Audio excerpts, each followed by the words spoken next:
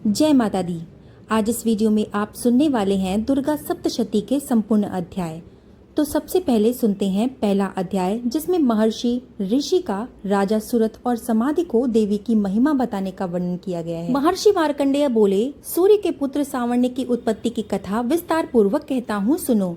सावर्णी महामाया की कृपा से जिस प्रकार मनवंतर के स्वामी हुए उसका भी हाल सुनो। पहले स्वरोचिष नामक राज्य में चैत्रवंशी सुरथ नाम के एक राजा हुआ करते थे। पूरी पृथ्वी पर उनका राज्य था। वो प्रजा को अपने पुत्र के समान मानते थे, तो भी कोला विध्वंसी राजा उनके शत्रु बन बैठे थे। दुष्टों को दंड देने वाले राजा सुरथ की उनके साथ लड़ाई हुई। कोला विध्वंसियों की संख्या में कम होने पर भी राजा सुरथ युद्ध में उनसे हार गए। तब वो अपने नगर में आ गए। केवल अपने देश का राज्य ही उनके पास रह गया और वो उसी देश के राजा होकर राज्य करने लगे। लेकिन उनके शत्रुओं ने वहां पर भी उन पर आक्रमण कर दिया। राजा को बलहीन देखकर उनके दुष्ट मंत्रियों ने राजा की सेना और खजाना अपने अधिकार में कर लिया। राजा सुरथ अपने राज्याधिकार को हारकर शिकार खेलने के बहाने घोड़े पर सवार होकर वहां से एक भयंकर वन की ओर चले गए। उस वन में उन्होंने महर्षि मेधा का आश्रम देखा। वहां मेधा महर्षि अपने शिष्यों तथा मुनियों से सुशोभित हुए बैठे थे और वहां कितने ही हिंसक जीव परम शांति भाव से रहते थे। राजा सुरथ ने महर्षि मेधा को प्रणाम किया और महर्षि ने भी उनका उचित सत्कार किया। राजा सुरथ महर्षि के आश्रम में कुछ समय तक ठहरे। अपने नगर की ममता के आकर्षण से राजा अपने मन में सोचने लगे कि पूर्व काल में पूर्वजों ने जिस नगर का पालन किया था वो आज मेरे हाथ से निकल गया है। मेरे दुष्ट एवं दुरात्मा मंत्री मेरे नगर की अब धर्म से रक्षा कर रहे होंगे कि नहीं। मेरा प्रधान हाथी, जो सदा मद की वर्षा करने वाला तथा शूरवीर था, मेरे वैरियों के वश में होकर न जाने क्या क्या दुख भोग रहा होगा।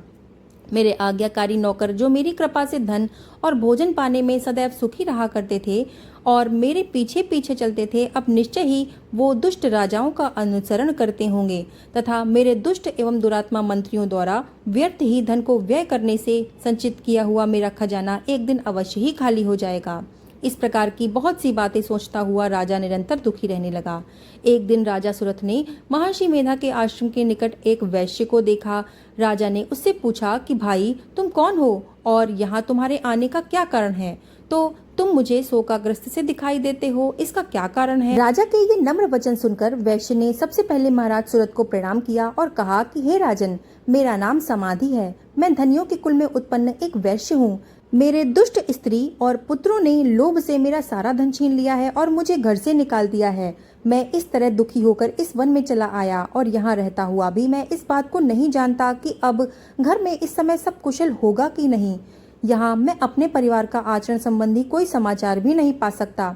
वो घर में इस समय कुशलता पूर्वक हैं या फिर नहीं। मैं अपने पुत्रों के संबंध में ये भी नहीं जानता कि वो सदाचारी हैं या दुराचार में फंसे हुए हैं। तो राजा बोले कि जिस धन के लोभी स्त्री पुत्रों ने तुम्हें घर से निकाल दिया, फिर भी तुम्हारा चित्त उनसे क्यों प्रेम करता है? वैश्य ने कहा कि मेरे विषय में आपका ऐसा कहना ठीक है, किंतु मेरा मन इतना कठोर नहीं है। यद्यपि उन्होंने धन के लोभ में पड़कर पितृ स्नेह को त्याग कर मुझे घर से निकाल दिया, तो भी मेरे मन में उनके लिए कठोरता नहीं आती। हे महामते, मेरा मन फिर भी उनमें क्यों फंस रहा है? इस बात को जानता हुआ मैं भी नहीं जान पा रहा। मेरा चित्त उनके लिए दुखी है। मैं उनके लिए लंबी लंबी सांसें ले रहा हूँ। उन लोगों के अंदर तो प्रेम नाम को नहीं है, फिर भी ऐसे स्नेहियों के लिए मेरा हृदय कठोर नहीं होता। महर्षि मार्कंडेय जी ने कहा कि हे ब्राह्मण, इसके पश्चात महाराज सुरथ और वो वैश्य दोनों महर्षि मेधा के समीप गए और उनके साथ यथा योग्य न्याय संभाषण करके दोनों ने वार्ता आरंभ की।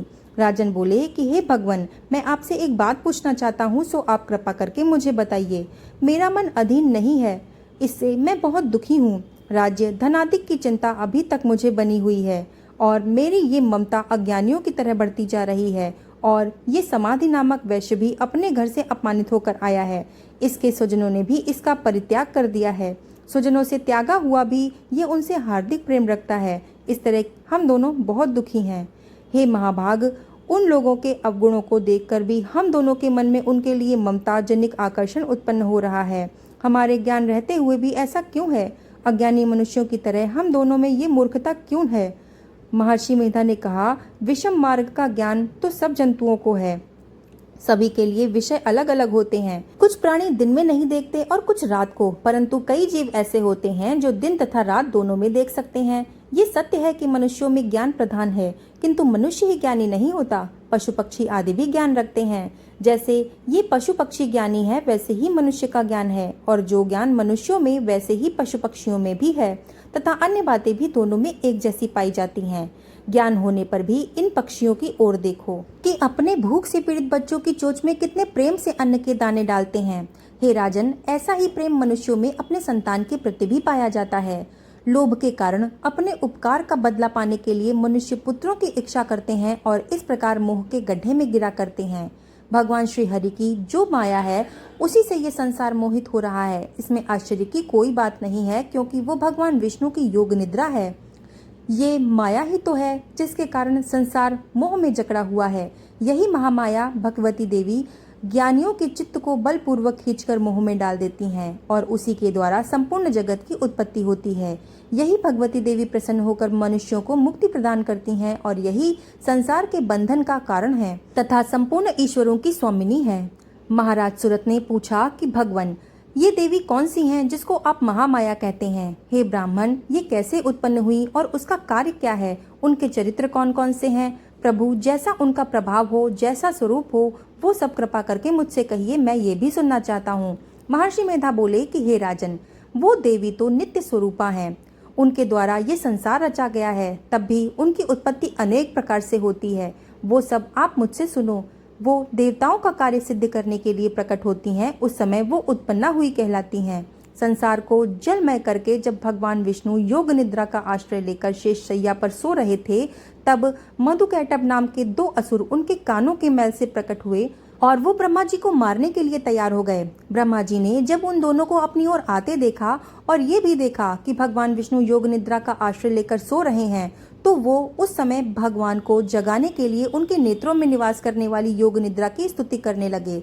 ब्रह्मा जी ने कहा कि हे देवी, तुम ही स्वाहा, तुम ही स्वधा और तुम ही वशटकार हो। स्वर भी तुम्हारा ही स्वरूप है, तुम ही जीवन देने वाली सुधा हो।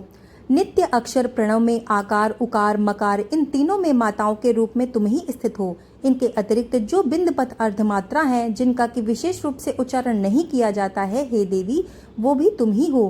हे देवी, संध्या, सावित्री तथा परम जननी तुम ही हो। तुम इस विश्व को धारण करने वाली हो। तुमने ही इस जगत की रचना की है और तुम ही इस जगत का पालन करने वाली हो। तुम ही कल्प के अंत में सबको भक्षण करने वाली हो। हे देवी, जगत की उत्पत्ति के समय तुम सृष्टि रूपा होती हो, पालन काल में स्थित रूपा हो और कल्प के अंत में संहार रूप धारण कर लेती हो। तुम ही महाविद्या, महामाया, महामेधा, महारात्रि और मोहरात्रि हो। श्री ईश्वरी और बोध स्वरूपा बुद्धि भी तुम ही हो। लज्जा, पुष्टि, तुष्टि, शांति और क्षमा भी तुम ही हो। तुम खड्ग धारिणी, शूल धारिणी, घोर रूपा तथा गदा, चक्र, शंख और धनुष को धारण करने वाली तुम ही हो। बाण, भुशुंडी और परिग, ये सब तुम्हारे ही अस्त्र हैं। तुम सौम्य और सौम्यतर हो। यही नहीं, बल्कि जितनी भी सौम्य तथा सुंदर वस्तुएं इस संसार में हैं, उन सब से बढ़कर सुंदर तुम ही हो। पर और अपर, सबसे पर रहने वाली सुंदर तुम ही हो। हे सर्वस्वरूपे देवी, जो भी असत पदार्थ हैं और उनमें जो शक्तियां हैं, वो तुम ही हो। ऐसी अवस्था में भला तुम्हारी स्तुति कौन कर सकता है? इस संसार की सृष्टि, पालन और संहार करने वाले जो भगवान हैं, उनको भी तुमने योग निद्रा के वशीभूत कर दिया है, तो फिर तुम्हारी स्तुति कौन कर सकता है? मुझे भगवान विष्णु तथा भगवान शंकर को शरीर धारण कराने वाली तुम ही हो। तुम्हारी स्तुति करने की शक्ति किसमें है? हे देवी, तुम तो अपने इन उदार प्रभावों के कारण ही प्रशंसनीय हो। मधु और कैटभ जो भयंकर असुर हैं, इन्हें मोह में डाल दो और श्री हरि भगवान विष्णु को भी जल्दी जगा दो और उनमें इनको मार डालने की बुद्धि भी उत्पन्न कर दो। महर्षि मेधा बोले कि हे राजन, जब ब्रह्मा जी ने देवी की इस प्रकार स्तुति करके भगवान को जगाने तथा मधु और कैटभ को मारने के लिए कहा, तो भगवान विष्णु के नेत्र, मुख, नसिका, बाहु, हृदय और वक्ष स्थल से निकलकर ब्रह्मा जी के सामने देवी खड़ी हो गईं। उनका ऐसा करना था कि भगवान श्री हरि तुरंत जाग गए और दोनों असुरों को देखा, जो कि अत्यंत बलवान तथा पराक्रमी थे और मारे क्रोध के, जिनके नेत्र लाल हो रहे थे, और ब्रह्मा जी का वध करने के लिए वे दोनों तैयार थे। तब क्रुद्ध होकर उन दोनों दुरात्माओं असुरों के साथ भगवान श्री हरि पूरे 5000 वर्ष तक युद्ध करते रहे। एक तो वो अत्यंत बलवान तथा पराक्रमी थे, दूसरे महामाया ने भी उन्हें मोह में डाल रखा था। अतः वो श्री भगवान से कहने लगे कि हम दोनों तुम्हारी वीरता से अत्यंत प्रसन्न हैं, तुम हमसे कोई वरदान मांगो। भगवान ने कहा कि यदि तुम हम पर प्रसन्न हो तो अब तुम मेरे हाथों मर जाओ। बस इतना सा ही वर मैं तुमसे मांगता हूँ, क्योंकि यहाँ दूसरे वर का प्रयोजन ही क्या है। महर्षि मेधा बोले कि इस तरह से जब वो धोखे में आ गए और अपने चारों ओर जल ही जल देखा तो भगवान श्री हरि से कहने लगे कि जहाँ पर जल ना हो, सूखी जमीन हो, उसी जगह हमारा वध कीजिए। महर्षि मेधा कहते हैं कि तथास्तु कहकर भगवान श्री हरि ने उन दोनों को अपनी जांघ पर लिटालकर उन दोनों के सिर काट डाले। इस तरह से ये देवी ब्रह्मा जी की स्तुति करने से प्रकट हुई। अब मैं तुमसे उनके प्रभाव का वर्णन करता हूँ, सो सुनो। बोलो भगवती देवी की जय। यहाँ पर प्रथम अध्याय समाप्त हुआ। दूसरे अध्याय में देवताओं के तेज से देवी का प्रादुर्भाव और महिषासुर की सेना के वध का वर्णन किया गया है। महर्षि मेधा बोले कि प्राचीन काल में देवताओं और असुरों में पूरे 100 वर्षों तक घोर युद्ध हुआ था। इसमें असुरों का स्वामी महिषासुर था और देवराज इंद्र देवताओं के नायक थे। इस युद्ध में देवताओं की सेना परास्त हो गई और इस प्रकार संपूर्ण देवताओं को जीतकर महिषासुर इंद्र बन बैठा था। युद्ध के पश्चात हारे हुए देवता प्रजापति ब्रह्मा जी को साथ लेकर उस स्थान पर पहुँचे जहाँ पर भगवान शंकर जी विराजमान थे। देवताओं ने अपनी हार का सारा वृत्तांत भगवान विष्णु जी और शंकर जी से कहकर सुनाया तो वो कहने लगे कि हे प्रभु, महिषासुर सूर्य, चंद्रमा, इंद्र, अग्नि, वायु, यम, वरुण तथा अन्य देवताओं के सारे अधिकार छीनकर स्वयं सबका अधिष्ठाता स्वयं बन बैठा है। उसने समस्त देवताओं को स्वर्ग से निकाल दिया है। वो मनुष्यों की तरह पृथ्वी पर विचर रहे हैं। दैत्यों की सारी करतूतें हमने आपको सुना दी हैं और हम आपकी शरण में इसलिए आए हैं कि आप उनका कोई वध का उपाय सोचें। देवताओं की बातें सुनकर भगवान श्री विष्णु और शंकर जी को दैत्यों पर बड़ा गुस्सा आया। उनकी भौहें तन गईं और आंखें लाल हो गईं। गुस्से में भरे हुए भगवान विष्णु जी के मुख से बड़ा भारी सा तेज निकला और उसी प्रकार का तेज भगवान शंकर, ब्रह्मा और इंद्र आदि दूसरे देवताओं के मुख से भी प्रकट हुआ। फिर वो सारा तेज एक में मिल गया और तेज का पुंज वो ऐसे दिखता था कि जैसे जज्वलायमान पर्वत हो। देवताओं ने देखा कि उस पर्वत की ज्वाला चारों ओर फैली हुई थी और देवताओं के शरीर से प्रकट हुए तेज की किसी अन्य तेज से तुलना नहीं की जा सकती थी। एक स्थान पर इकट्ठा होने पर वो तेज एक देवी के रूप में परिवर्तित हो गया और अपने प्रकाश से तीनों लोकों में व्याप्त जान पड़ा। भगवान शंकर का जो तेज था उससे देवी का मुख प्रकट हुआ। यमराज के तेज से उसके शरीर के बाल बने। भगवान विष्णु के तेज से उसकी दोनों भुजाएं बनी। चंद्रमा के तेज से दोनों स्तन और इंद्र के तेज से जंघा तथा पिंडलियां बनी। पृथ्वी के तेज से नितंब भाग बना। ब्रह्मा के तेज से दोनों चरण और सूर्य के तेज से उनकी अंगुलियां पैदा हुईं। वसुओं के तेज से हाथों की अंगुलियां एवं कुबेर के तेज से नसिका बनी। प्रजापति के तेज से उसके दांत और अग्नि के तेज से उसके नेत्र बने। संध्या के तेज से उसकी भौहें और वायु के तेज से उसके कान प्रकट हुए। इस प्रकार उस देवी का प्रादुर्भाव हुआ। महिषासुर से पराजित देवता उस देवी को देखकर अत्यंत प्रसन्न हुए और भगवान शंकर ने अपने त्रिशूल में से एक त्रिशूल निकालकर उस देवी को भेंट किया और भगवान विष्णु ने अपने चक्र में से एक चक्र निकालकर उस देवी को दिया। वरुण ने अपने चक्र में से एक चक्र निकालकर उस देवी को दिया और वरुण ने एक शंख भी उस देवी को भेंट किया। अग्नि ने उसे शक्ति दी। वायु ने उसे धनुष और बाण दिए। सहस्त्र नेत्रों वाले देवराज इंद्र ने उसे अपने वज्र में से उत्पन्न एक वज्र दिया और ऐरावत हाथी का एक घंटा उतारकर देवी को भेंट किया। यमराज ने उसे काल दंड में से एक दंड दिया। वरुण ने उसे पाश दिया। प्रजापति ने स्फटिक की माला दी और ब्रह्मा जी ने उसे कमंडल दिया। सूर्य ने देवी के समस्त रोमों में अपनी किरणों का तेज भर दिया। काल ने उसे चमकती हुई ढाल और तलवार दी। उज्जवल हार और दिव्य वस्त्र उसे भेंट किए और इनके साथ ही उसने दिव्य चूड़ामणि भी दी। 2 कुंडल, कंकण, उज्जवल अर्धचंद्र, बाहों के लिए बाजूबंद, चरणों के लिए नुपुर, गले के लिए सुंदर हंसली और अंगुलियों के लिए रत्नों से बनी हुई अंगूठी उसे दी। विश्वकर्मा ने उसे फरसा दिया और साथ ही कई प्रकार के अस्त्र शस्त्र और अभेद्य कवच भी उसे प्रदान किए। इसके अतिरिक्त उसने कभी न कुंभलाने वाले सुंदर कमलों की मालाएं भी भेंट की। समुद्र ने सुंदर कमल का फूल भेंट किया। हिमालय ने सवारी के लिए सिंह और तरह तरह के रत्न देवी को भेंट किए। यक्षराज कुबेर ने मधु से भरा हुआ पात्र और शेषनाग ने उन्हें बहुमूल्य मणियों से सुशोभित नागहार भेंट किया। इस तरह दूसरे देवताओं ने भी उसे आभूषण और अस्त्र देकर उसका सम्मान किया। इसके पश्चात देवी ने उच्च स्वर से गर्जना की। इसके इस भयंकर नाद से आकाश गूंज उठा। देवी का उच्च स्वर से किया हुआ सिंहनाद समा न सका। आकाश उनके सामने छोटा प्रतीत होने लगा। उससे बड़े जोर की प्रतिध्वनि हुई जिससे समस्त विश्व में हलचल मच गई और समुद्र कांप उठे, पृथ्वी डोलने लगी और सब के सब पर्वत हिलने लगे। देवताओं ने उस समय प्रसन्न होकर सिंह वाहिनी जगतमयी देवी से कहा कि हे देवी, तुम्हारी जय हो। इसके साथ महर्षियों ने भक्तिभाव से विनम्र होकर उनकी स्तुति की। संपूर्ण त्रिलोकी को शोक मग्न देखकर दैत्यगण अपनी सेनाओं को साथ लेकर और हथियार आदि सजाकर उठ खड़े हुए। महिषासुर के क्रोध की कोई सीमा नहीं थी। उसने क्रोध में भरकर कहा कि ये सब क्या उत्पात है, और फिर अपनी सेना को साथ लेकर उस ओर दौड़ा जिस ओर से ये भयंकर नाद का शब्द सुनाई दे रहा था। आगे पहुंचकर उसने देवी को देखा, जो कि अपनी प्रभा से तीनों लोकों को प्रकाशित कर रही थी। उसके चरणों के भार से पृथ्वी दबी जा रही थी। माथे के मुकुट से आकाश में एक रेखा सी बन रही थी और उसके धनुष की टंकार से सभी लोग शुद्ध हो रहे थे। देवी अपनी सहस्त्रों भुजाओं को संपूर्ण दिशाओं में फैलाए हुए खड़ी थी। इसके पश्चात उनका दैत्यों के साथ भयंकर युद्ध छिड़ गया और इस प्रकार कई अस्त्रों शस्त्रों से सब दिशाएं उद्भाषित होने लगीं। महिषासुर की सेना का सेनापति चिक्षुर नाम का एक महान असुर था। वो आगे बढ़कर देवी के साथ युद्ध करने लगा और दूसरे दैत्यों की चतुरंगिनी सेना को साथ लेकर चामर भी लड़ने लगा और 60,000 महारथियों को साथ लेकर उदग्र नामक महादैत्य युद्ध करने लगा और महाहनु नामक एक असुर 1 करोड़ रथियों को साथ लेकर असिलोमा नामक असुर 5 करोड़ सैनिकों को साथ लेकर युद्ध करने लगा। वाशकल नामक असुर 60 लाख असुरों के साथ युद्ध में आ डटा। विडाल नामक असुर 1 करोड़ रथियों के सहित लड़ने लगा। इसके अतिरिक्त और भी हजारों असुर हाथी और घोड़े साथ लेकर लड़ने लगे। इन सब के पश्चात महिषासुर करोड़ों रथों, हाथियों और घोड़ों सहित वहां आकर देवी के साथ लड़ने लगे। सभी असुर तोमर, भिंदीपाल, शक्ति मुसल, खड्गों, फरसों, पट्टियों के साथ रणभूमि में देवी के साथ युद्ध करने लगे। कई शक्तियां फेंकने लगे और कई अन्य शस्त्र आदि से लड़ने लगे। इसके पश्चात सब के सब दैत्य अपनी अपनी तलवारें हाथों में लेकर देवी की ओर दौड़े और उसे मार डालने का प्रयास करने लगे, मगर देवी ने क्रोध में भरकर खेल ही खेल में उन सारे अस्त्र शस्त्रों को काट दिया। इसके पश्चात ऋषियों और देवताओं ने देवी की स्तुति आरंभ कर दी और वो प्रसन्न होकर असुरों के शरीरों पर अस्त्र शस्त्रों की वर्षा करती रही।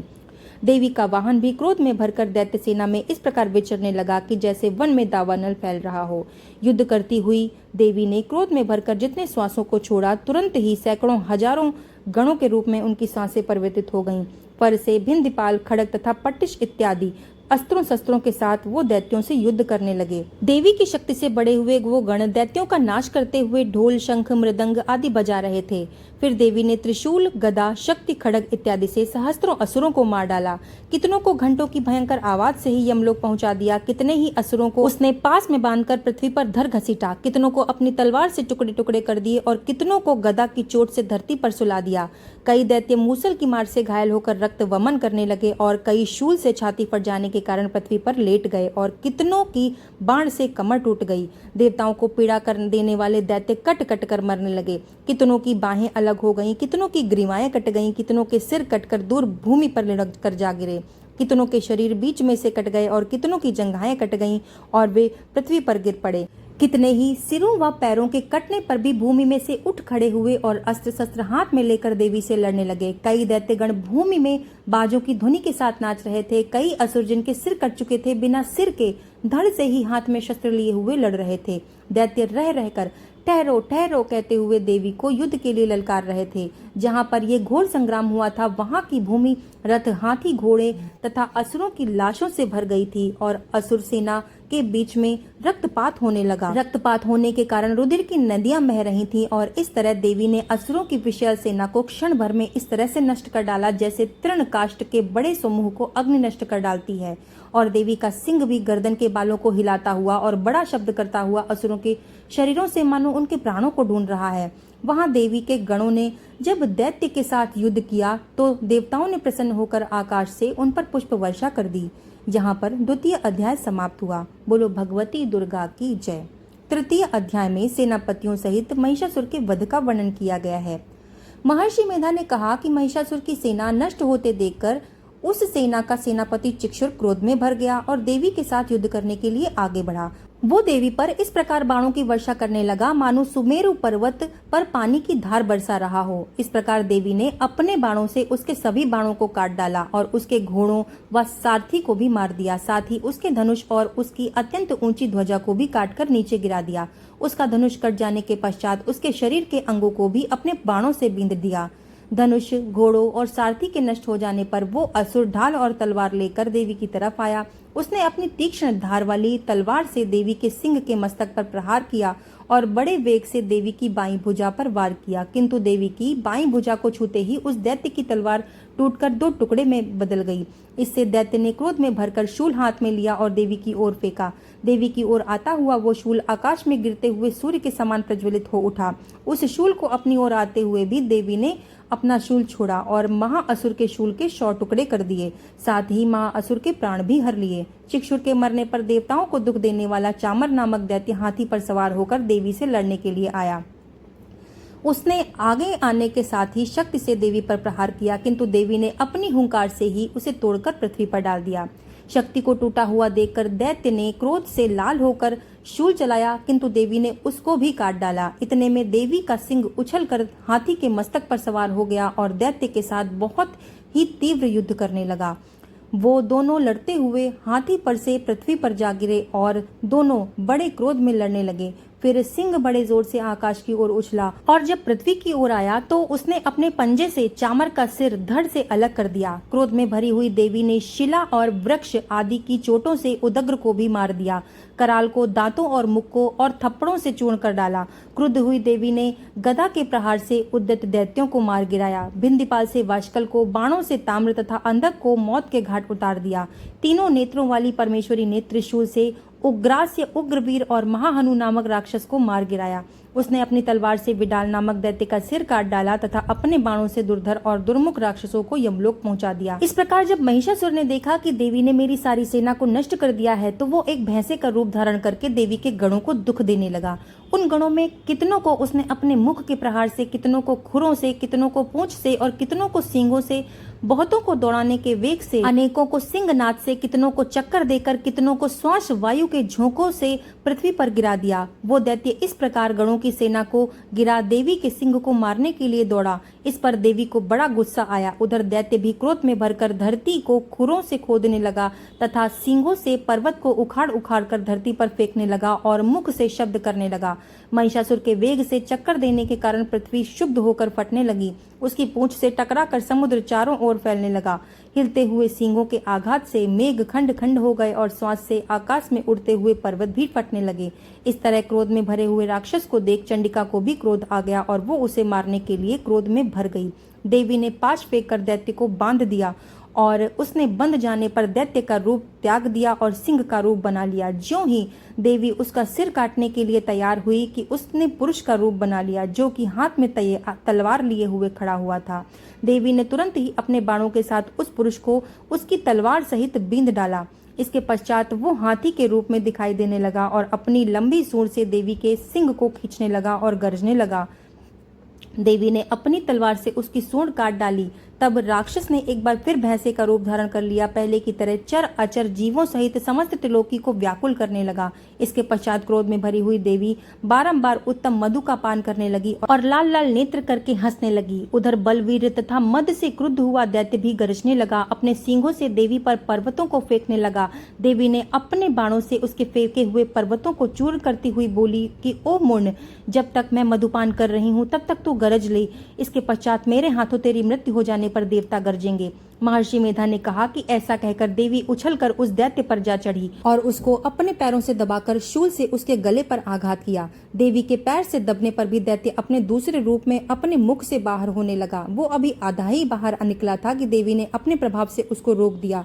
जब वो आधा निकला हुआ दैत्य ही युद्ध करने लगा तो देवी ने अपने तलवार से उसका सिर काट दिया। इसके पश्चात सारी राक्षस सेना हाहाकार करती हुई वहां से भाग खड़ी हुई और सब के सब देवता अत्यंत प्रसन्न हुए तथा ऋषियों महर्षियों सहित देवी की स्तुति करने लगे।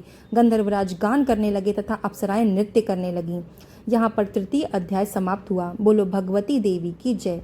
चतुर्थ अध्याय में इंद्र आदि देवताओं द्वारा देवी की स्तुति का वर्णन किया गया है। महर्षि मेधा बोले कि देवी ने जब पराक्रमी दुरात्मा महिषासुर को मार गिराया और असुरों की सेना को मार दिया, तब इंद्र आदि समस्त देवता अपने सिर तथा शरीर को झुकाकर भगवती देवी की स्तुति करने लगे। जिस देवी ने अपनी शक्ति से ये जगत व्याप्त किया है और जो संपूर्ण देवताओं तथा महर्षियों की पूजनीय है, उस अंबिका को हम भक्ति पूर्वक नमन करते हैं। वो हम सबका कल्याण करे। जिस अतुल प्रभाव और बल का वर्णन भगवान विष्णु, शंकर और ब्रह्मा जी भी नहीं कर सके, वही चंडिका देवी इस संपूर्ण जगत का पालन करे और अशुभ भय का नाश करे। पुण्यात्माओं के घरों में तुम स्वयं लक्ष्मी का रूप हो और पापियों के घरों में तुम अलक्ष्मी का रूप हो, और सतकुल में उत्पन्न होने वालों के लिए तुम लज्जा रूप होकर उनके घरों में निवास करती हो। हम दुर्गा भगवती को नमस्कार करते हैं। हे देवी, इस विश्व का पालन करो। हे देवी, तुम्हारे इस अचिंत्य रूप का वर्णन हम किस प्रकार करें। असुरों का नाश करने वाली भारी पराक्रम तथा समस्त देवताओं और दैत्यों के विषय में जो तुम्हारे पवित्र चरित्र हैं, उनका वर्णन हम किस प्रकार करें। हे देवी, त्रिगुणात्मिका होने पर भी तुम संपूर्ण जगत की उत्पत्ति का कारण हो। हे देवी, भगवान विष्णु, शंकर तथा किसी भी देवता ने तुम्हारा पार नहीं पाया। तुम सबकी आश्रय हो। ये संपूर्ण जगत तुम्हारा ही अंश है, क्योंकि तुम सबकी आदिभूत प्रकृति हो। हे देवी, तुम्हारे जिस नाम के उच्चारण से संपूर्ण यज्ञों में सब देवता तृप्ति लाभ करते हैं, वो स्वाहा तुम ही हो। इसके अतिरिक्त तुम पितरों की तृप्ति का कारण हो, इसलिए सब आपको स्वधा कहते हैं। हे देवी, वो विद्या जो मोक्ष देने वाली है, जो अचिंत्य महाज्ञान स्वरूपा है, तत्वों के सार को वश में करने वाले, संपूर्ण दोषों को दूर करने वाले, मोक्ष की इच्छा रखने वाले मुनिजन जिसका अभ्यास करते हैं, वो तुम ही हो। तुम वाणी रूप हो और दोष रहित ऋगु तथा यजुर्वेदों की उद्गीत एवं सुंदर पदों के पाठ वाले सामवेद की आश्रय रूप हो। तुम भगवती हो। इस विश्व की उत्पत्ति एवं पालन के लिए तुम वार्ता के रूप में प्रकट हुई हो और तुम संपूर्ण संसार की पीड़ा को हरने वाली हो। हे देवी, जिससे सारे शास्त्रों को जाना जाता है, वो मेधा शक्ति तुम ही हो, और दुर्गम भव सागर से पार करने वाली नौका भी तुम ही हो। लक्ष्मी के रूप में तुम भगवान विष्णु के हृदय में निवास करने वाली हो, और भगवान महादेव द्वारा सम्मानित गौरी देवी भी तुम ही हो। मंद मुस्कान वाले निर्मल पूर्ण चंद बिंब के समान और उत्तम सुवर्ण की मनोहर कांति से कमनीय तुम्हारे मुख को देखकर भी महिषासुर क्रोध में भर गया। ये बड़े आश्चर्य की बात है। और हे देवी, तुम्हारा यही मुख जब क्रोध में भर गया तो उदय काल के चंद्रमा की भांति लाल हो गया और तनी हुई भौहों के कारण विकराल रूप हो गया। उसे देखकर भी महिषासुर के शीघ्र प्राण नहीं निकल गए। ये बड़े आश्चर्य की बात है। आपके कुपित मुख के दर्शन करके भला कौन जीवित रह सकता है। हे देवी, तुम हमारे कल्याण के लिए प्रसन्न हो जाओ। आपके प्रसन्न होने से इस जगत का अभ्युदय होता है, और जब आप क्रुद्ध हो जाती हैं तो कितने ही कुलों का सर्वनाश हो जाता है। ये हमने अभी अभी जाना है, जब तुमने महिषासुर की बड़ी बड़ी सेना को देखते ही देखते मार दिया। हे देवी, सदा अभ्युदय देने वाले तुम जिस पर प्रसन्न हो जाती हो, वो इस देश में सम्मानित होते हैं। उनके धन यश आदि की वृद्धि होती है। उनका धर्म कभी शिथिल नहीं होता। उनके यहाँ अधिक पुत्र पौत्र आदि या नौकर चाकर होते हैं। हे देवी, तुम्हारी कृपा से ही धर्मात्मा पुरुष प्रतिदिन श्रद्धा पूर्वक यज्ञ करता है और धर्मानुकूल आचरण करता है, और उनके प्रभाव से स्वर्ग लोक को जाता है, क्योंकि तुम तीनों लोकों में मन वांछित फल देने वाली हो। हे माँ दुर्गे, तुम स्मरण करने पर संपूर्ण जीवों के भय को नष्ट कर देती हो, और स्थिर चित्त वालों के द्वारा चिंतन करने पर उन्हें अत्यंत मंगल देती हो। हे दरिद्र दुख नाशिनी देवी, तुम्हारे सिवा दूसरा कौन है। तुम्हारा चित्त सदा दूसरों के उपकार में लगा रहता है। हे देवी, तुम शत्रुओं को इसलिए मारती हो क्योंकि उनके मारने से दूसरों को सुख मिलता है। वो चाहे नरक में जाने के लिए चिरकाल तक पाप करते रहे हों, किंतु तुम्हारे साथ युद्ध करके वो सीधे ही स्वर्ग को जाते हैं, इसलिए तुम उनका वध करती हो। हे देवी, क्या तुम दृष्टिपात मात्र से समस्त असुरों को भस्म नहीं कर सकती। अवश्य ही कर सकती हो, किंतु तुम्हारा शत्रुओं के साथ शस्त्रों के द्वारा मरना इसलिए है कि शस्त्रों के द्वारा मरकर ही वे स्वर्ग को जाएं। इस तरह से हे देवी, उन शत्रुओं के प्रति भी तुम्हारा विचार उत्तम है। हे देवी, तुम्हारे उग्र खड़ग की चमक से और त्रिशूल की नोक की कांति की किरणों से असुर की आंखें फूट नहीं गईं। इसका कारण ये था कि वे किरणों से शोभायमान तुम्हारे चंद्रमा के समान आनंद प्रदान करने वाले इस मुख को देख रहे थे। हे देवी, तुम्हारा शील बुरे वृत्तांत को दूर करने वाला है, और सबसे अधिक तुम्हारा जो रूप है वो न तो कभी चिंतन में आ सकता है और न ही दूसरों से उसकी कभी तुलना की जा सकती है। तुम्हारा बल व पराक्रम शत्रुओं का नाश करने वाला है। इस तरह तुमने शत्रुओं पर भी दया प्रकट की है। हे देवी, तुम्हारे बल की किसके साथ बराबरी की जा सकती है, तथा शत्रुओं को भय देने वाला इतना सुंदर रूप भी और किसका है। हृदय में कृपा और युद्ध में निष्ठुरता, ये बातें तीनों लोकों में केवल तुम में ही देखने को आई हैं। हे माता, युद्ध भूमि में शत्रुओं को मारकर तुमने उन्हें स्वर्ग लोक में पहुंचाया है। इस तरह तीनों लोकों की तुमने रक्षा की है, तथा उन उन्मत्त असुरों से हमें जो भय था उसको तुमने दूर किया है। तुमको हमारा नमस्कार है। हे देवी, तुम शूल तथा खड़ग से हमारी रक्षा करो तथा घंटे की ध्वनि और धनुष की टंकोर से भी हमारी रक्षा करो।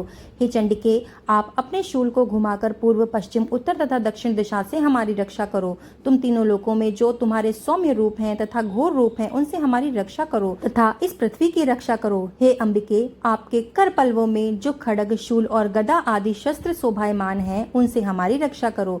महर्षि बोले कि इस प्रकार जब सब देवताओं ने जगत माता भगवती की स्तुति की और नंदवन के पुष्पों तथा गंध अनिलेपों द्वारा उनका पूजन किया, तब फिर सबने मिलकर सुगंधि तथा दिव्य धूपों द्वारा उनको सुगंधि निवेदन की। तब देवी ने प्रसन्न होकर कहा कि हे देवताओं, तुम सब मुझसे मन वांछित वरदान मांगो।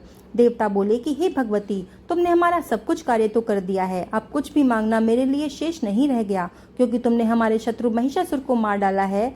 हे महेश्वरी, तुम इस पर भी अगर मुझे कोई वरदान देना चाहती हो तो बस इतना ही वरदान दो कि जब जब हम आपका स्मरण करें तब तब आप हमारी विपत्तियों को हरण करने के लिए हमें दर्शन दिया करो।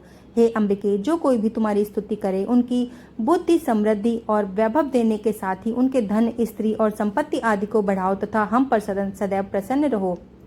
महर्षि बोले कि हे राजन, देवताओं ने जब जगत के लिए तथा अपने लिए इस प्रकार का प्रश्न किया तो बस तथास्तु कहकर देवी अंतर्ध्यान हो गईं।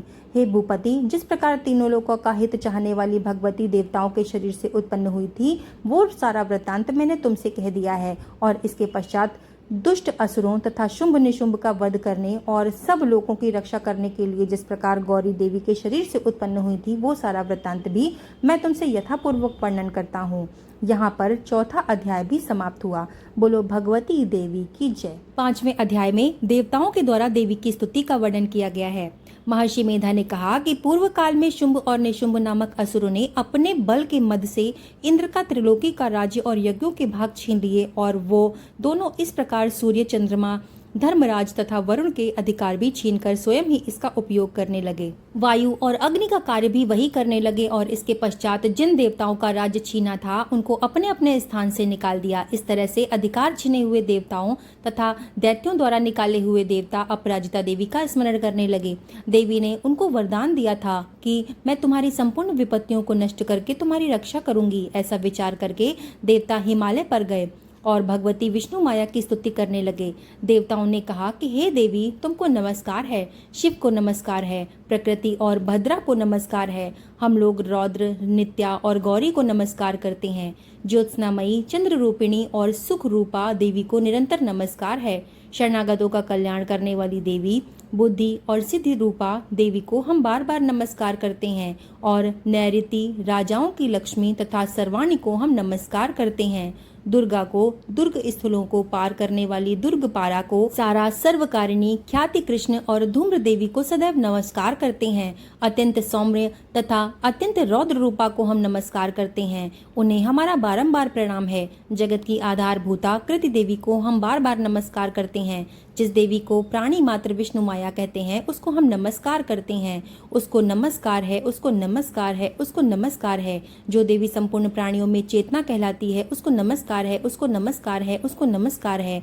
जो देवी संपूर्ण प्राणियों में बुद्धि रूप में स्थित है उसको नमस्कार है, उसको नमस्कार है, उसको नमस्कार है। जो देवी सभी प्राणियों में निद्रा रूप में विराजमान है उसको नमस्कार है, उसको नमस्कार है, उसको नमस्कार है।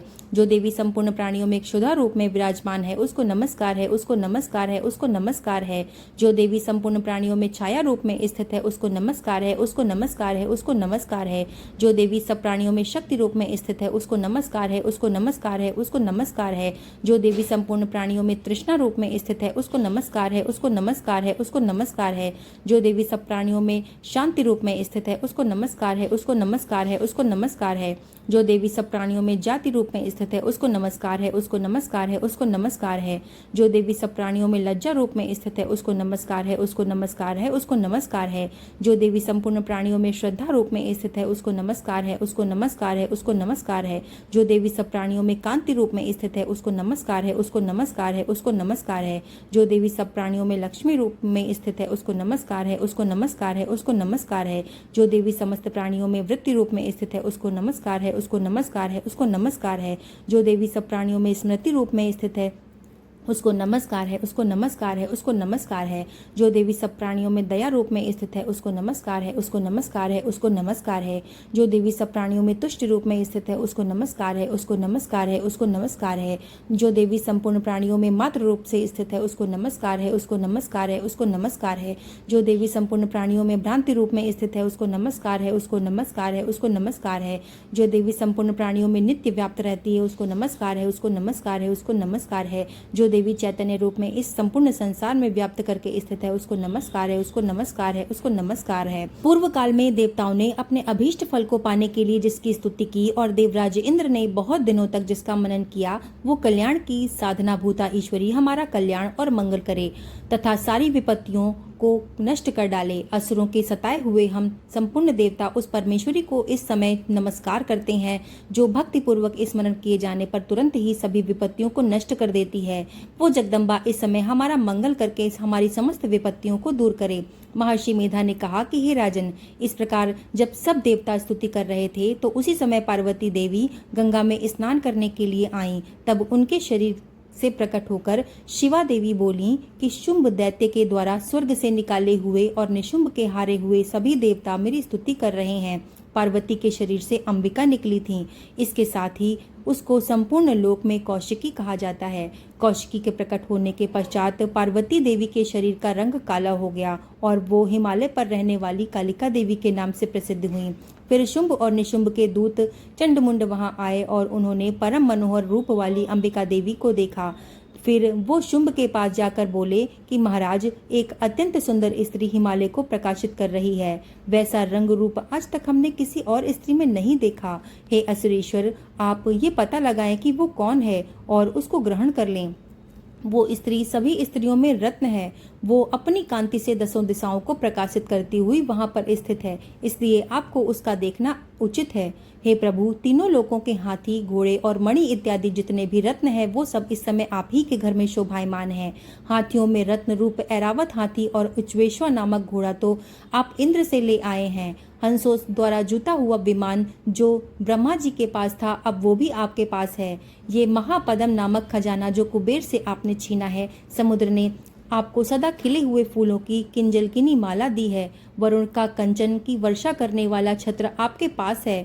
रथों में सर्वश्रेष्ठ प्रजापति का रथ जो आपके पास है। हे दैत्येंद्र, मृत्यु से उत्क्रांतिका नामक शक्ति भी आपने छीन ली है और वरुण का पाश भी आपके भ्राता निशुंभ के अधिकार में है और जो अग्नि भी ना जला सके ऐसे 2 अस्त्र भी अग्निदेव ने आपको दिए हैं। हे दैत्यराज, इस प्रकार सारी रत्न रूपी वस्तुएं आप संग्रह कर चुके हैं, तो फिर आप ये कल्याणकारी स्त्रियों में रत्न रूप अनुपम स्त्री आप क्यों नहीं ग्रहण करते? महर्षि मेधा बोले। चंडमुंड का ये वचन सुनकर शुंभ ने विचारा कि सुग्रीव को अपना दूत बनाकर उस देवी के पास भेजा जाए। प्रथम उसको सब कुछ समझा दिया जाए और कहा जाए कि वहां जाकर तुम उसको अच्छी तरह समझाना और ऐसा उपाय करना कि वो प्रसन्न होकर तुरंत मेरे पास चली आए। भली प्रकार समझाकर कहना। दूत सुग्रीव पर्वत के उस रमणीय भाग में पहुंचा जहां देवी रहती थी। दूत ने कहा कि हे देवी, दैत्यों का राजा शुंभ जो इस समय तीनों लोकों का स्वामी है, मैं उसका दूत हूँ और यहाँ तुम्हारे पास आया हूँ। संपूर्ण देवता उसकी आज्ञा एक स्वर से मानते हैं और जो कुछ भी उसने कहलवा कर भेजा है वो सुनो। उसने कहा है कि इस समय संपूर्ण त्रिलोकी मेरे वश में है और संपूर्ण यज्ञों के भाग को पृथक पृथक मैं ही लेता हूँ और तीनों लोकों में जितने भी श्रेष्ठ रत्न हैं वो सब मेरे पास हैं। देवराज इंद्र का वाहन ऐरावत मेरे पास है, मैंने उससे छीन लिया है। उच्चवेश्वर नामक घोड़ा जो क्षीर सागर मंथन करने से प्रकट हुआ था, उसे देवताओं ने मुझे समर्पित किया है। हे सुंदरी, इसके अतिरिक्त और भी रत्न आभूषण पदार्थ देवताओं के पास जो थे वो सब अब मेरे पास हैं। हे देवी, मैं तुम्हें संसार की स्त्रियों में रत्न मानता हूँ, क्योंकि रत्नों का उपभोग करने वाला केवल मैं ही हूँ। हे चंचल कटाओं वाली सुंदरी, अब मैं तुझ पर छोड़ता हूँ कि तू मेरे साथ आएगी या फिर मेरे महापराक्रमी भाई निशुंभ की सेवा में आ जाए। यदि तू मुझे वरेगी तो तुझे अतुल महान ऐश्वर्य की प्राप्ति होगी, अतः तुम अपनी बुद्धि से ये विचार करके मेरे पास चली आओ। महर्षि मेधा ने कहा कि दूत का ऐसा कहने पर संपूर्ण जगत का कल्याण करने वाली भगवती दुर्गा मन ही मन में मुस्कुराई और इस प्रकार कहने लगी कि हे दूत, तू तू जो कुछ भी कह रहा है वो सत्य है, लेकिन इसमें कुंचित मात्र भी झूठ नहीं है। शुंभ इस समय तीनों लोकों का स्वामी है और निशुंभ भी उसी तरह का पराक्रमी है, किंतु इसके संबंध में मैं जो प्रतिज्ञा कर चुकी हूँ उसे मैं झुठला कैसे सकती हूँ। अतः तू अब मेरी प्रतिज्ञा सुन। युद्ध में जो मुझे जीत लेगा और मेरे अभिमान को जो व्यक्ति खंडित करेगा और मेरे बल में मेरे समान होगा वही मेरा स्वामी होगा। इसलिए शुंभ अथवा निशुंभ यहाँ आए और युद्ध में मुझे जीत कर मुझसे विवाह कर लें। इसमें भला देर की क्या आवश्यकता है। दूत ने कहा कि हे देवी, तुम अभिमान में भरी हुई हो, मेरे सामने तुम ऐसी बात ना करो, क्योंकि इस त्रिलोकी में मुझे तो के ऐसा कोई नहीं दिखाई देता जो शुंभ और निशुंभ के सामने ठहर सके। हे देवी, जब अन्य देवता में से कोई शुंभ और निशुंभ के समान युद्ध में नहीं ठहर सकता, तो तुम जैसी स्त्री उनके सामने रणभूमि में कैसे ठहर सकती। जिन शुंभ आदि असुरों के सामने तुम इंद्र आदि देवता भी नहीं ठहर सके, तो फिर तुम अकेली स्त्री उनके सामने कैसे ठहर सकोगी। अतः तुम मेरा कहना मानकर उनके पास चली जाओ, नहीं तो वो तुम्हें केश पकड़कर घसीटते हुए ले जाएंगे, तो तुम्हारा गौरव भी नष्ट हो जाएगा। इसलिए तुम मेरी बात मान लो। देवी ने कहा कि तुमने जो कुछ भी कहा है ठीक है। शुंभ और निशुंभ बड़े बलवान हैं, लेकिन मैं क्या कर सकती हूँ, क्योंकि मैं बिना विचारे प्रतिज्ञा कर चुकी हूँ। इसलिए तुम जाओ और मैंने जो कुछ भी तुमसे कहा है वो आदर पूर्वक असुरेंद्र से कह दो। इसके पश्चात वो जो भी उचित समझे वो करें। यहाँ पे 5वां अध्याय भी समाप्त होता है। बोलो भगवती देवी की जय। छठे अध्याय में धूम्रलोचन के वध का वर्णन किया गया है। महर्षि मेधा ने कहा कि देवी की बात सुनकर दूत क्रोध में भर गया और वहां से असुरेंद्र के पास पहुंचा और सारा वृत्तांत उसे कहकर सुनाया। दूत की बात सुनकर असुरेंद्र के क्रोध का पारावार न रहा और उसने अपने सेनापति धूम्रलोचन से कहा कि धूम्रलोचन, तुम अपनी सेना सहित शीघ्र वहां जाओ और उस दुष्टा के केश को पकड़कर घसीटते हुए यहाँ ले आओ। यदि उसकी रक्षा के लिए कोई दूसरा खड़ा भी हो, चाहे वो देवता, यक्ष तथा गंधर्व ही क्यों ना हो, तुम उसको भी अवश्य मार डालना। महर्षि मेधा ने कहा कि शुंभ के इस प्रकार आज्ञा देने के बाद धूम्रलोचन 60,000 राक्षसों की सेना को साथ लेकर वहां पहुंचा और देवी को देखकर ललकारते हुए कहने लगा कि अरे, तू अभी शुंभ और निशुंभ के पास चल। यदि तू प्रसन्नता पूर्वक मेरे साथ नहीं चलेगी तो मैं तेरे केशों को पकड़कर घसीटता हुआ तुझे ले चलूंगा। देवी बोली कि असुरेंद्र का भेजा हुआ तेरे जैसा बलवान यदि बलपूर्वक मुझे ले जाएगा तो ऐसी दशा में मैं तुम्हारा क्या ही कर सकती हूँ। महर्षि मेधा ने कहा कि ऐसा कहने पर धूम्रलोचन उसकी ओर लपका, किंतु देवी ने अपनी हुंकार से ही उसको भस्म कर डाला। ये देखकर असुर सेना क्रुद्ध में होकर देवी की ओर बढ़ी, परंतु अंबिका ने उन पर तीखे बाणों से और शक्तियों व फरसों से वर्षा आरंभ कर दी। इतने में देवी का वाहन भी अपनी ग्रीवा के बालों को झटकाता हुआ और बड़ा भारी सा शब्द करता हुआ असुर सेना में कूद पड़ा। उसने कई असुरों को अपने पंजे से, कई को अपने जबड़ों से और कई को धरती पर पटक पटक कर दाढ़ों से घायल करके मार डाला। कई असुरों को अपने नख से उसके पेट फाड़ दिए और कई असुरों का केवल थप्पड़ मारकर सिर धड़ से अलग कर दिया। कई असुरों की भुजाएं और सिर तोड़ डाले और इस प्रकार गर्दन के बालों को हिलाते हुए उसने कई असुरों को पकड़कर उनके पेट फाड़कर उनका रक्त पी डाला। इस प्रकार देवी के उस महाबलवान सिंह ने क्षण भर में असुर सेना को समाप्त कर दिया। शुंभ ने जब ये सुना कि देवी ने धूम्रलोचन असुर को मार डाला है और उसके सिंह ने सारी सेना का संहार कर डाला है, तब उसको बड़ा क्रोध आया। उसके मारे क्रोध के ओंठ फड़कने लगे और उसने चंड तथा मुंड नामक महाअसुरों को आज्ञा दी कि हे चंड मुंड, तुम दोनों एक साथ अपनी बड़ी सेना लेकर वहां जाओ और देवी के बाल पकड़कर उसको तुरंत बांधकर यहाँ ले आओ। यदि उसको यहाँ लाने में किसी प्रकार का संदेह हो तो अपनी सेना सहित लड़ते हुए उसको मार डालो। जब वो दुष्टा और उसका सिंह दोनों मर जाएं तो उसको बांध कर यहाँ ले आना। यहाँ पे छठा अध्याय भी समाप्त हुआ। बोलो भगवती देवी की जय। 7वें अध्याय में चंड और मुंड के वध का वर्णन किया गया है। महर्षि मेधा ने कहा कि दैत्यराज की आज्ञा पाकर चंड और मुंड चतुरंगिनी सेना को साथ लेकर हथियार उठाए हुए देवी से लड़ने के लिए चल दिए। हिमालय पर्वत पर पहुंचकर उन्होंने मुस्कुराती हुई देवी जो कि सिंह पर बैठी हुई थी देखा। जब असुर उनको पकड़ने के लिए तलवार लेकर उनकी ओर आगे बढ़े तो अंबिका को उन पर बड़ा क्रोध आया और मारे क्रोध के उनका मुख काला पड़ गया। उनकी भ्रुकुटियां चढ़ गईं और उनके ललाट में से एक भयंकर तथा अत्यंत विस्तृत मुख वाली लाल लाल आंखों वाली काली देवी प्रकट हुई और उसने अपने हाथों में तलवार तथा पाश लिए हुए थीं। वो विचित्र खड़ग धारण किए हुई थीं तथा चीते के चर्म की साड़ी एवं नर मुंडों की माला पहन रखी थी। उसका मांस सूखा हुआ था और शरीर केवल हड्डियों का ढांचा था जो कि भयंकर शब्द से दिशाओं को पूर्ण कर रही थीं। वो असुर सेना पर टूट पड़ी और दैत्यों का भक्षण करने लगी। वो पार्श्व रक्षकों, अंकुशधारी महावतों, हाथियों पर सवार योद्धाओं और घंटा सहित हाथियों को एक हाथ से पकड़ पकड़ कर अपने मुंह में डाल रही थीं और इस प्रकार वो घोड़ों, रथों, सारथियों व रथों में बैठे हुए सैनिकों को मुंह में डालकर भयानक रूप से चबा रही थीं। किसी के केश पकड़कर, किसी को पैरों से दबाकर और किसी दैत्य को छाती से मसल कर मार रही थीं। वो दैत्य के छोड़े हुए बड़े बड़े अस्त्रों शस्त्रों को मुंह में पकड़कर और क्रोध में भरकर उनको दांतों में पीस रही थीं। उसने कई बड़े बड़े असुरों का भक्षण कर डाला और कितनों को रौंद डाला और कितने उनकी मार के आगे भाग गए। कितनों को उसने तलवार से मार डाला, कितनों को अपने दांतों से समाप्त कर दिया और इस प्रकार से देवी ने क्षण भर में संपूर्ण दैत्य सेना को नष्ट कर दिया। ये देख महापराक्रमी चंड काली देवी की ओर लपका और मुंड ने भी देवी पर अपने भयानक बाणों की वर्षा आरंभ कर दी और अपने हजारों चक्र उस पर छोड़े। उस समय वो चमकते हुए बाण व चक्र देवी के मुख में प्रविष्ट हुए। इस प्रकार दिख रहे थे जैसे मानो बहुत सारे सूर्य मेघों की घटा में प्रविष्ट हो रहे हों। इसके पश्चात भयंकर शब्द के साथ काली ने अत्यंत जोश में भरकर विकट अट्टहास किया। उसका भयंकर मुख देखा नहीं जाता था। उसके मुख से श्वेत दांतों की पंक्तियां चमक रही थीं। फिर उसने तलवार हाथ में लेकर हूं शब्द कहकर चंड के ऊपर आक्रमण किया और उसके केश पकड़कर उसका सिर काट कर धड़ से अलग कर दिया। चंड को मरा हुआ देखकर मुंड देवी की ओर लपका, लेकिन देवी ने क्रोध में भरकर उसे भी अपनी तलवार से यमलोक पहुंचा दिया। चंड और मुंड को मरा हुआ देखकर उसकी बाकी बची हुई सेना वहां से भाग गई। इसके पश्चात काली चंड और मुंड के कटे हुए सिरों को लेकर चंडिका देवी के पास गई और प्रचंड अट्टहास के साथ कहने लगी कि हे देवी, चंड और मुंड दो महादैत्यों को मारकर मैंने तुम्हें भेंट किया है। अब शुंभ और निशुंभ को तुमको स्वयं वध करना है। महर्षि मेधा ने कहा कि वहां लाए हुए चंड और मुंड के सिरों को देखकर कल्याणकाई चंडी ने काली से मधुर वाणी में कहा कि हे देवी, चूंकि तुम चंड और मुंड के सर को मेरे पास लेके आई हो, अतः संसार में तुम चामुंडा के नाम से तुम्हारी ख्याति होगी। यहाँ पे 7वां अध्याय भी समाप्त हुआ। 8वें अध्याय में रक्त बीज के वध का वर्णन किया गया है। महर्षि मेधा कहते हैं कि चंड और मुंड नामक असुरों के मारे जाने से, बहुत सी सेना के नष्ट हो जाने से असुरों के राजा प्रतापी शुंभ ने क्रोध में होकर अपनी संपूर्ण सेना को युद्ध के लिए तैयार होने की आज्ञा दी। उसने कहा कि अब उदा युद्ध नामक 86 असुर सेनापति अपनी सेनाओं के साथ युद्ध करने के लिए जाएं और कंबू नामक 84 सेनापति भी युद्ध के लिए जाएं और कोटिवीर नामक 50 सेनापति और धौम्रकुल नाम के 100 सेनापति प्रस्थान करें। कालक, दौहृदय मौर्य और काल के दैत्य भी मेरी आज्ञा से सज कर युद्ध के लिए कूच करें। भयानक शासन करने वाला असुर का स्वामी शुंभ इस प्रकार आज्ञा देकर बहुत बड़ी सेना के साथ युद्ध करने के लिए चला गया।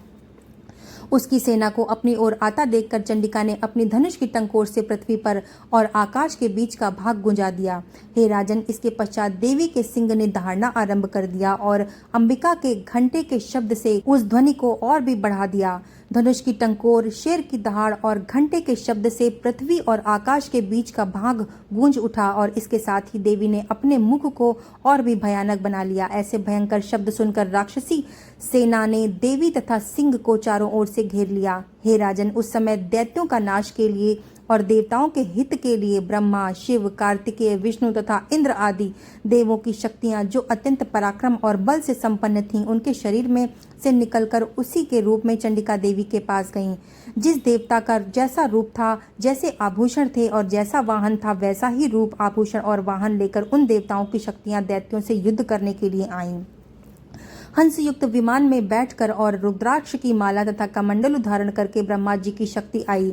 वृषभ पर सवार होकर, हाथ में त्रिशूल लेकर, महानाग का कंकड़ पहनकर और चंद्र रेखा से विभूषित होकर भगवान शंकर की शक्ति महेश्वरी आई और मोर पर आरूढ़ होकर हाथ में शक्ति लिए हुए दैत्यों से युद्ध करने के लिए कार्तिकेय जी की शक्ति उन्हीं का रूप धारण करके आई। भगवान विष्णु की शक्ति गरुड़ पर सवार होकर शंख, चक्र, गदा, शरांग, धनुष तथा खड्ग हाथ में लिए हुए आई। श्री हरि की शक्ति वाराही वाराह का शरीर धारण करके आई और नरसिंह के समान शरीर धारण करके उनकी शक्ति नरसिंही भी आई। उसकी गर्दन के झटकों से आकाश के तारे टूट पड़ते थे और इस प्रकार देवराज इंद्र की शक्ति ऐन्द्री भी ऐरावत के रूप में सवार होकर आई। इसके पश्चात देवता शक्तियों से घिरे हुए भगवान शंकर ने चंडिका देवी से कहा कि मेरी प्रसन्नता के लिए तुम शीघ्र ही इन असुरों को मारो। इसके पश्चात देवी के शरीर में से अत्यंत उग्र रूप वाली और सैकड़ों गीदड़ों के समान आवाज करने वाली चंडिका शक्ति प्रकट हुई। उस अपराजिता देवी ने धूमिल जटा वाले भगवान शंकर जी से कहा कि हे प्रभु, आप मेरी ओर से एक दूत बनकर शुंभ और निशुंभ के पास जाइए और उन अत्यंत गर्वीले दैत्यों से कहिए तथा उनके अतिरिक्त और भी जो दैत्य यहाँ युद्ध के लिए उपस्थित हों उनसे कहिए कि अगर तुम्हें अपने जीवित रहने की इच्छा हो तो त्रिलोकी का राज्य इंद्र को दे दो, देवताओं को उनका यज्ञ भाग मिलना आरंभ हो जाए और तुम पाताल लोक को लौट जाओ। किंतु यदि बल के गर्व से तुम्हारी लड़ने की इच्छा हो तो फिर आ जाओ, तुम्हारे मांस से मेरी योगिनियां तृप्त हो जाएंगी। चूंकि उस देवी ने भगवान शंकर को दूत के कार्य में नियुक्त किया था, इसलिए वो संसार में शिव दूती के नाम से विख्यात हुई। भगवान शंकर से देवी का संदेश पाकर उन दैत्यों के क्रोध का कोई आर पार न रहा और जिस स्थान पर देवी विराजमान थी वो वहां पहुंचे और जाने के साथ ही उस पर बाणों और शक्तियों की वर्षा करने लगे। देवी ने उनके फेंके हुए बाणों, शक्तियों और त्रिशूल और फरसों को अपने बाणों से काट डाला और काली देवी उस देवी के साथ आगे खड़ी होकर शत्रुओं को त्रिशूल से विदीर्ण करने लगी और खटवांग से कुचलने लगी। ब्रह्माणी जिस तरफ दौड़ती थी उसी तरफ अपने कमंडलू का जल छिड़क कर दैत्यों के वीर व बल को नष्ट कर देती थी और इस प्रकार महेश्वरी त्रिशूल से, वैष्णवी चक्र से और अत्यंत कोप वाली कौमारी शक्ति के द्वारा असुरों को मार रही थी। और ऐन्द्री के बाजू के प्रहार से सैकड़ों दैत्य रक्त की नदियां बहाते हुए पृथ्वी पर सो गए। वाराही ने कितने ही राक्षसों को अपनी थूथन द्वारा मृत्यु के घाट उतार दिया। दाढ़ों के अग्रभाग से कितने ही राक्षस की छाती को चीर डाला और चक्र की चोट से कितनों को ही विदीर्ण करके धरती पर डाल दिया। बड़े बड़े राक्षसों को नरसिंगी अपने नखों से विदीर्ण करके भक्षण कर रही थी और सिंहनाद से चारों दिशाओं को गुंजाती हुई रणभूमि में विचर रही थी। शिवदूती के प्रचंड अट्टहास से कितने ही दैत्य भयभीत होकर पृथ्वी पर गिर पड़े और उनके गिरते ही उनका भक्षण कर गई। इस तरह क्रोध में भरे हुए मात्र गणों द्वारा नाना प्रकार के उपायों से बड़े बड़े असुरों को मरते हुए देखकर राक्षसी सेना भाग खड़ी हुई और उनको इस प्रकार भागता हुआ देखकर रक्त बीज नाम का महापराक्रमी राक्षस क्रोध में भरकर युद्ध करने के लिए आगे बढ़ा। उसके शरीर से रक्त की बूंदें पृथ्वी पर जैसे ही गिरती थी, तुरंत वैसे ही जैसा बलशाली दानव दैत्य पृथ्वी पर से उत्पन्न हो जाता था। रक्त बीज गदा हाथ में लेकर ऐन्द्री के साथ युद्ध करने लगा। जब ऐन्द्री शक्ति ने अपने वज्र से उसको मारा तो घायल होने के कारण उसके शरीर से बहुत सारा रक्त बहने लगा और उसकी प्रत्येक बूंद से उसके ही समान बलवान तथा महापराक्रमी अनेकों दैत्य भयंकर रूप से प्रकट हो गए। वो सब के सब दैत्य रक्त बीज के समान ही बलवान और तेज वाले थे। वो भी भयंकर अस्त्र शस्त्र लेकर देवी के साथ युद्ध करने लगे। जब ऐन्द्री के वज्र के प्रहार से उसके मस्तक पर चोट लगी और रक्त बहने लगा तो उसमें से हजारों पुरुष उत्पन्न हो गए। वैष्णवी ने चक्र से और ऐन्द्री ने गदा से रक्त बीज को चोट पहुंचाई और वैष्णवी के चक्र से घायल होने पर उसके शरीर से जो रक्त बहा उससे हजारों महाअसुर उत्पन्न हुए, जिसके द्वारा ये जगत व्याप्त हो गया। कौमारी ने शक्ति से, वाराही ने खड़ग से और महेश्वरी ने त्रिशूल से उसको घायल किया। इस प्रकार क्रोध में भरकर उस महादैत्य ने सब मात्र शक्तियों पर पृथक पृथक गदा से प्रहार किया और माताओं ने शक्ति तथा शूल इत्यादि से उसको बार बार घायल किया और उससे सैकड़ों महादैत्य उत्पन्न हुए। इस प्रकार उस रक्त बीज के रुधिर से उत्पन्न हुए असुर से संपूर्ण जगत व्याप्त हो गया, जिससे देवताओं को भय हुआ। देवताओं को भयभीत देखकर चंडिका ने काली से कहा कि हे चामुंडे, अपने मुख को बड़ा करो और मेरे शस्त्रघात से उत्पन्न हुए रक्त बिंदुओं तथा रक्त बिंदुओं से उत्पन्न हुए महाअसुर को तुम अपने इस मुख से भक्षण करती जाओ। इस प्रकार रक्त बिंदुओं से उत्पन्न हुए महादैत्य को तुम भक्षण करती हुई तुम रणभूमि में विचरो। इस प्रकार रक्त क्षीण होने से ये दैत्य नष्ट हो जाएगा। तुम्हारे भक्षण करने के कारण अन्य दैत्य नहीं होंगे। काली के इस प्रकार कहकर चंडिका देवी ने रक्त बीज को अपने त्रिशूल से प्रहार किया और काली देवी ने अपने मुख में उसका रक्त ले लिया। तब उसने गदा से चंडिका देवी पर प्रहार किया। प्रहार से चंडिका देवी को तनिक भी कष्ट न हुआ, किंतु रक्त बीज के शरीर से बहुत सारा रक्त बहने लगा। लेकिन उस रक्त के गिरने के साथ ही काली देवी ने उस रक्त को अपने मुख में ले लिया। काली के मुख में उस रक्त से जो असुर उत्पन्न हुए उसका उसने क्षण भर में भक्षण कर लिया और रक्त को पीती गई। तदंतर देवी ने रक्त बीज को, जिसका कि खून काली ने पिया था, चंडिका ने उस दैत्य को वज्र, बाण, खड़ग तथा सृष्टि इत्यादि से मार डाला। हे राजन, अनेक प्रकार के शस्त्रों से मारा हुआ और खून से वंचित वो महादैत्य रक्त बीज पृथ्वी पर गिर पड़ा। हे राजन, उसके गिरने से देवता अत्यंत प्रसन्न हुए और माताएं उन असुरों का रक्त पीने के पश्चात उद्यत होकर नृत्य करने लगीं। यहाँ पर 8वां अध्याय भी समाप्त हुआ। बोलो भगवती दुर्गा की जय। 9वें अध्याय में निशुंभ के वध का वर्णन किया गया है। राजा ने कहा कि हे ऋषिराज, आपने रक्त बीज के वध से संबंध रखने वाला वृत्तांत मुझे सुनाया। अब मैं रक्त बीज के मरने के पश्चात क्रोध में भरे हुए शुंभ व निशुंभ ने जो कर्म किया वो भी सुनना चाहता हूँ। महर्षि मेधा ने कहा कि रक्त बीज के मारे जाने पर शुंभ और निशुंभ को बड़ा क्रोध आया और वो अपनी बहुत बड़ी सेना का इस प्रकार सर्वनाश होते देख निशुंभ देवी पर आक्रमण करने के लिए दौड़ा। उसके साथ ही बड़े बड़े असुर देवी को मारने के वास्ते दौड़े और महापराक्रमी शुंभ अपनी सेना सहित चंडिका को मारने के लिए बढ़ा। इसके बाद शुंभ और निशुंभ का देवी से घोर युद्ध होने लगा। वो दोनों असुर इस प्रकार देवी पर बाण फेंकने लगे जैसे मेघों से वर्षा हो रही है। उन दोनों के चलाए हुए बाणों को देवी ने अपने बाणों से काट डाला और अपने शस्त्रों की वर्षा से उन दोनों दैत्यों को चोट पहुंचाई। निशुंभ ने तीक्ष्ण तलवार और चमकती हुई ढाल लेकर देवी के सिंह पर आक्रमण किया। अपने वाहन को चोट पहुंची देखकर देवी ने अपने क्षुरप्र नामक बाण से निशुंभ की तलवार व ढाल दोनों ही काट डाले। तलवार और ढाल के कट जाने पर निशुंभ ने देवी पर शक्ति से प्रहार किया। देवी ने अपने चक्र से उस शक्ति के 2 टुकड़े कर दिए और फिर क्या था, दैत्य मारे क्रोध के जल भुन गया और उसने देवी को मारने के लिए उसकी ओर शूल फेंका, किंतु देवी ने अपने मुक्के से उसको भी चूर चूर कर डाला। फिर उसने देवी पर गदा से प्रहार किया। देवी ने त्रिशूल से गदा को भस्म कर डाला। इसके पश्चात वो फरसा हाथ में लेकर देवी की ओर लपका। देवी ने अपने तीखे बाणों से उसे धरती पर सुला दिया। अपने पराक्रमी भाई को इस प्रकार मूर्छित होता देख शुंभ क्रोध में भरकर देवी को मारने के लिए दौड़ा और वो रथ में बैठा हुआ उत्तम आयुधों से सुशोभित अपनी 8 बड़ी बड़ी भुजाओं से सारे आकाश को ढके हुए था। शुंभ को आते हुए देख देवी ने अपना शंख बजाया और धनुष की टंकोर का भी अत्यंत दुस्सह शब्द किया। साथ ही अपने घंटे के शब्द से, जो कि संपूर्ण दैत्य सेना के तेज को नष्ट करने वाला था, संपूर्ण दिशाओं में व्याप्त कर दिया। इसके पश्चात देवी के सिंह ने भी अपने दहाड़ से, जिसे सुन बड़े बड़े बलवानों का मद चूर चूर हो जाता है, आकाश, पृथ्वी और 10 दिशाओं को पूरित कर दिया। फिर आकाश में उछलकर काली ने अपने दांतों तथा हाथों को पृथ्वी पर पटका।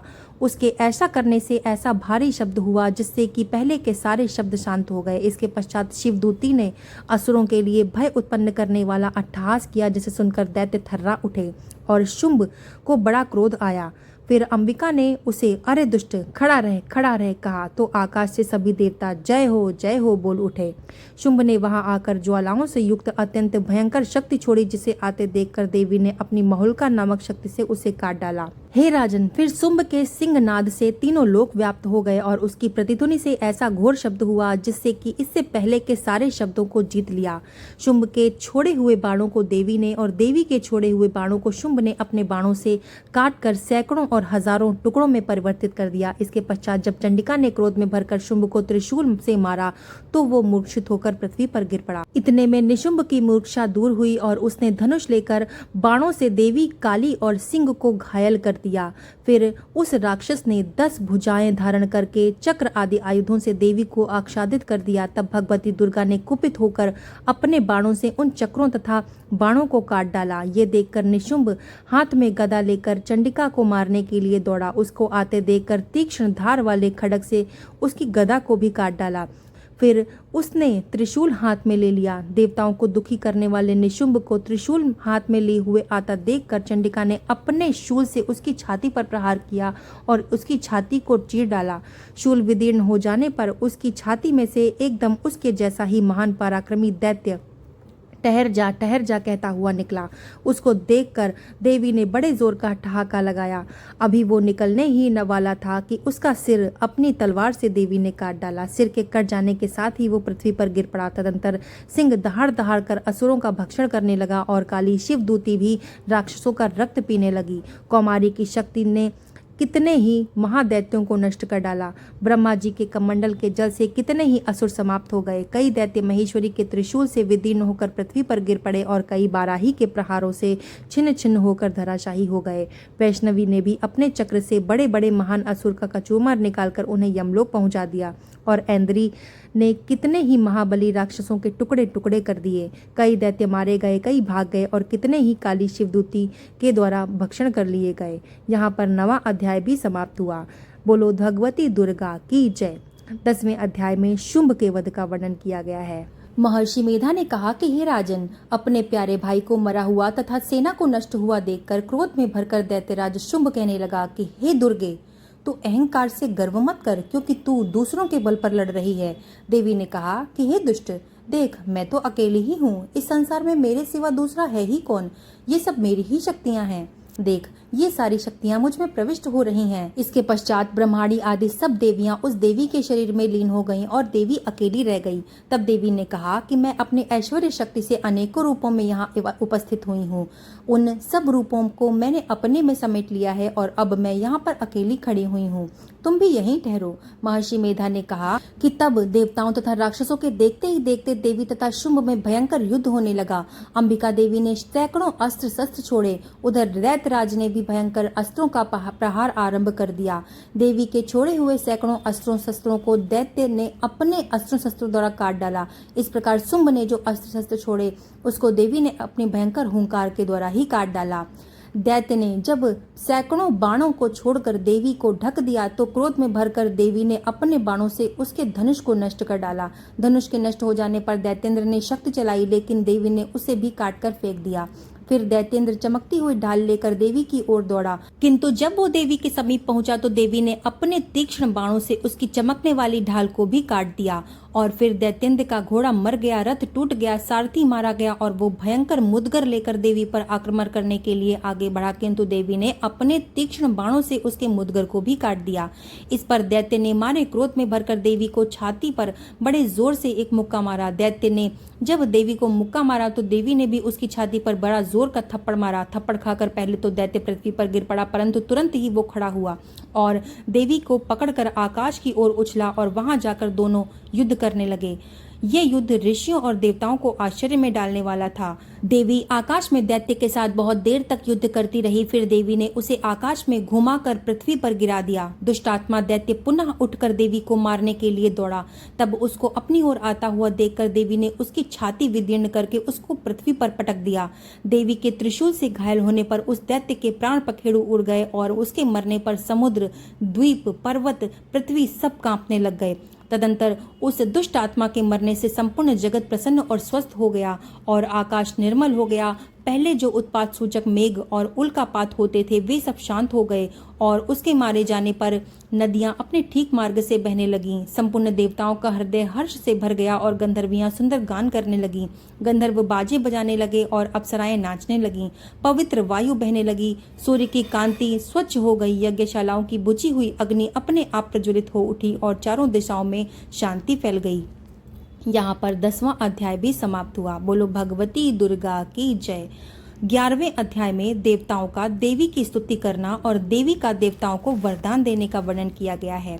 महर्षि मेधा कहते हैं, दैत्य के मारे जाने पर इंद्र आदि देवता अग्नि को आगे करके कात्यायनी देवी की स्तुति करने लगे। उस समय अभीष्ट की प्राप्ति के कारण उनके मुख खेले हुए थे। देवताओं ने कहा कि हे शरणागतों के दुख दूर करने वाली देवी, तुम प्रसन्न हो जाओ। हे संपूर्ण जगत की माता, तुम प्रसन्न हो जाओ। विद्येश्वरी, तुम विश्व की रक्षा करो, क्योंकि तुम इस चर और अचर की ईश्वरी हो। हे देवी, संपूर्ण जगत की आधार रूप हो, क्योंकि तुम पृथ्वी रूप में भी स्थित हो और अत्यंत पराक्रम वाली देवी हो। तुम विष्णु की शक्ति हो और विश्व की बीज परम माया हो और तुमने ही इस संपूर्ण जगत को मोहित कर रखा है। तुम्हारे प्रसन्न होने पर ये पृथ्वी मोक्ष को प्राप्त होती है। हे देवी, संपूर्ण विद्याएं तुम्हारे ही भिन्न भिन्न स्वरूप हैं। इस जगत में जितनी भी स्त्रियां हैं वो सब तुम्हारी ही मूर्तियां हैं। एकमात्र तुमने ही इस जगत को व्याप्त कर रखा है। तुम्हारी स्तुति किस प्रकार हो सकती है, क्योंकि तुम परम बुद्धि रूप हो और संपूर्ण प्राणी रूप, स्वर्ग और मुक्ति देने वाली हो। अतः इसी रूप में तुम्हारी स्तुति की गई है। तुम्हारी स्तुति के लिए इससे बढ़कर और क्या युक्तियां हो सकती हैं। संपूर्ण जनों के हृदय में बुद्धि रूप होकर निवास करने वाली, स्वर्ग तथा मोक्ष प्रदान करने वाली नारायणी देवी, तुमको नमस्कार है। कालकाष्ठा आदि रूप से अवस्थाओं को परिवर्तन की ओर ले जाने वाली तथा प्राणियों का अंत करने वाली नारायणी, तुमको नमस्कार है। हे नारायणी, संपूर्ण मंगलों के मंगल रूप वाली, हे शिवे, हे संपूर्ण प्रयोजनों को सिद्ध करने वाली, हे शरणागत वत्सला, हे 3 नेत्रों वाली गौरी तुमको नमस्कार है। सृष्टि, स्थिति तथा संहारक की शक्तिभूता सनातनी देवी, गुणों का आधार तथा सर्व सुखमयी नारायणी तुमको नमस्कार है। हे शरण में आए हुए शरणागतों, दीन दुखियों की रक्षा में तत्पर, संपूर्ण पीड़ाओं को हरने वाली नारायणी तुमको मेरा नमस्कार है। हे नारायणी, तुम ब्रह्माणी का रूप धारण करके हंसों से जुते हुए विमान पर बैठती हो तथा कुश से अभिमंत्रित जल छिड़कती रहती हो, तुम्हें नमस्कार है। महेश्वरी के रूप से त्रिशूल, चंद्रमा और सर्पों को धारण करने वाली हे महावृषभ वाहन वाली नारायणी तुम्हें नमस्कार है। मोरों तथा मुकुटों से घिरे रहने वाली महाशक्ति को धारण करने वाली हे कौमारी रूप धारिणी निष्पाप नारायणी तुमको नमस्कार है। हे शंख चक्र गदा फर श्रांग धनुष रूप आयुधों को धारण करने वाली वैष्णवी शक्ति रूपा नारायणी तुम हम पर प्रसन्न हो जाओ, तुम्हें नमस्कार है। हे दांतों पर पृथ्वी धारण करने वाली वाराह रूपिणी कल्याणमयी नारायणी तुम्हें नमस्कार है। हे उग्र नरसिंह रूप से दैत्यों को मारने वाली, त्रिभुवन की रक्षा में संलग्न रहने वाली नारायणी तुमको नमस्कार है। हे मस्तक पर किरीट और हाथ में महावज्र धारण करने वाली, सहस्त्र नेत्रों के कारण उज्ज्वल, वृत्तासुर के प्राण हरने वाली ऐन्द्री शक्ति हे नारायणी देवी तुम्हें नमस्कार है। हे शिवदूती स्वरूप से दैत्यों के महामद को नष्ट करने वाली, हे घूर रूप वाली, हे महाशब्द वाली हे नारायणी तुमको मेरा नमस्कार है। दाढ़ों के कारण विकराल मुख वाली, मुंडमाला से विभूषित मुंडमर्दिनी चामुंडा रूपा नारायणी तुम्हें नमस्कार है। हे लक्ष्मी, लज्जा, महाविद्या, श्रद्धा, पुष्टि, स्वधा, ध्रुवा, महारात्रि तथा महाविद्या रूपा नारायणी तुमको नमस्कार है। हे मेधा सरस्वती, सर्वकृष्ट ऐश्वर्य रूपिणी पार्वती, महाकाली, नित्यंता तथा ईश्वर रूपिणी नारायणी तुमको नमस्कार है। हे सर्व स्वरूप सर्वेश्वरी, सर्व शक्ति युक्त देवी, हमारी भय से रक्षा करो, तुम्हें नमस्कार है। हे कात्यायनी, तीनों नेत्रों से भूषित ये तेरा सौम्य मुख सब तरह से डरों से हमारी रक्षा करे, तुम्हें नमस्कार है। हे भद्रकाली, ज्वालाओं के समान भयंकर, अति उग्र एवं संपूर्ण असुरों को नष्ट करने वाला तुम्हारा त्रिशूल हमें भय से बचाए, तुमको नमस्कार है। हे देवी, जो अपने शब्द से इस जगत को पूरित करके दैत्यों के तेज को नष्ट करता है, वो आपका घंटा इस प्रकार से हमारी रक्षा करे जैसे कि माता अपने पुत्रों की रक्षा करती है। हे चंडिके, असुरों के रक्तों को और चर्बी से चर्चित जो आपकी तलवार है वो हमारा मंगल करे, हम तुमको नमस्कार करते हैं। हे देवी, जब तुम प्रसन्न होती हो तो संपूर्ण रोगों को नष्ट कर देती हो, और जब तुम रुष्ट हो जाती हो तो संपूर्ण वांछित कामनाओं को नष्ट कर देती हो, और जब मनुष्य तुम्हारी शरण में जाते हैं उन पर कभी भी विपत्तियां नहीं आती, बल्कि तुम्हारी शरण में आए हुए मनुष्य दूसरों को आश्रय देने योग्य हो जाते हैं। अनेक रूप से तुम बहुत प्रकार की मूर्तियों को धारण करके इन धर्मद्रोही असुरों का तुमने संहार किया है, वो तुम्हारे सिवा कौन कर सकता है। चतुर्दश विद्याएं, शत शास्त्र और चारों वेद तुम्हारे ही प्रकाश से प्रकाशित हैं, उनमें तुम्हारा ही वर्णन है। जहाँ राक्षस, विषैले सर्प, शत्रुगण हैं, वहाँ और समुद्र के बीच में भी तुम साथ रहकर इस विश्व की रक्षा करती हो। हे विश्वेश्वरी, तुम विश्व का पालन करने वाली विश्व स्वरूपा हो, इसलिए संपूर्ण जगत को धारण करती हो। इसलिए तुम ब्रह्मा विष्णु महेश की भी वंदनीया हो। जो भक्ति पूर्वक तुमको नमस्कार करते हैं वो विश्व को आश्रय देने वाले बन जाते हैं। हे देवी, तुम प्रसन्न हो जाओ और असुरों को मारकर जिस प्रकार हमारी रक्षा की है, ऐसे ही हमारे शत्रुओं से सदैव हमारी रक्षा करती रहो। संपूर्ण जगत के पाप नष्ट कर दो और पापों तथा उनके फलस्वरूप होने वाली महामारी आदि बड़े बड़े उपद्रवों को शीघ्र ही दूर कर दो। विश्व की पीड़ा हरने वाली देवी, शरण में पड़े हुए पर प्रसन्न हो जाओ। त्रिलोक निवासियों की पूजनीय परमेश्वरी, हम लोगों को वरदान दो। देवी ने कहा कि हे देवताओं, मैं तुमको वर देने के लिए तैयार हूँ, जैसी आपकी इच्छा हो वैसा वर मांग लो, मैं तुमको दूंगी। देवताओं ने कहा कि हे सर्वेश्वरी, त्रिलोकी के निवासियों की समस्त पीड़ाओं को तुम इस प्रकार हरती रहो और हमारे शत्रुओं को इसी प्रकार से नष्ट करती रहो। देवी ने कहा कि वैवस्व मनवंतर के 28वें युग में 2 महाअसुर शुंभ और निशुंभ उत्पन्न होंगे। उस समय मैं नंद गोप के घर से यशोदा के गर्भ से उत्पन्न होकर विंध्याचल पर्वत पर शुंभ और निशुंभ का संहार करूंगी। फिर अत्यंत भयंकर रूप से पृथ्वी पर अवतीर्ण होकर मैं वैप्रचित्त नामक दानवों का नाश करूंगी। उन भयंकर महाअसुरों को भक्षण करते समय मेरे दांत अनार पुष्प के समान लाल होंगे। इसके पश्चात स्वर्ग में देवता और पृथ्वी पर मनुष्य मेरी स्तुति करते हुए मुझे रक्त दंतिका कहेंगे। फिर जब 100 वर्षों तक वर्षा न होगी, तब मैं ऋषियों की स्तुति करने पर आयोनिज नाम से प्रकट हो जाऊंगी और अपने 100 नेत्रों से ऋषियों की ओर देखूंगी। अतः मनुष्य शताक्षी नाम से मेरा कीर्तन करेंगे। उसी समय मैं अपने शरीर से उत्पन्न हुए प्राणों की रक्षा करने वाले शाकों द्वारा सब प्राणियों का पालन करूंगी। तब इस पृथ्वी पर मैं शाकांबरी के नाम से विख्यात हो जाऊंगी और इस अवतार में मैं दुर्ग नामक महाअसुर का वध करूंगी और इससे मैं दुर्गा के नाम से प्रसिद्ध हो जाऊंगी। इसके पश्चात जब मैं भयानक रूप धारण करके हिमालय निवासी ऋषियों महर्षियों की रक्षा करूंगी, तब भीमा देवी के नाम से मेरी ख्याति होगी। फिर जब अरुण नामक असुर तीनों लोगों को पीड़ित करेगा, तब मैं असंख्य भ्रमरों का रूप धारण करके उस महादैत्य का वध करूंगी। तब स्वर्ग में देवता और मृत्युलोक में मनुष्य मेरी स्तुति करते हुए मुझे भ्रामरी नाम से पुकारेंगे। इस प्रकार जब जब पृथ्वी राक्षसों से पीड़ित होगी, तब तब मैं अवतरित होकर शत्रुओं का नाश करूंगी।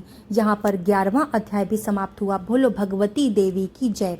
12वें अध्याय में देवी के चरित्रों के पाठ का महात्म्य बताया गया है। देवी कहती हैं कि हे देवताओं, जो पुरुष इन स्तोत्रों द्वारा एकाग्रचित होकर मेरी स्तुति करेगा, उसके संपूर्ण कष्टों को निसंदेह मैं हर लूंगी। मधुकैटभ के नाश, महिषासुर के वध और शुंभ तथा निशुंभ के वध की जो भी मनुष्य कथा कहेंगे, मेरे महात्म्य को अष्टमी, चतुर्दशी व नवमी के दिन एकाग्रचित होकर भक्ति पूर्वक सुनेंगे, उनको कभी भी कोई पाप नहीं रहेगा।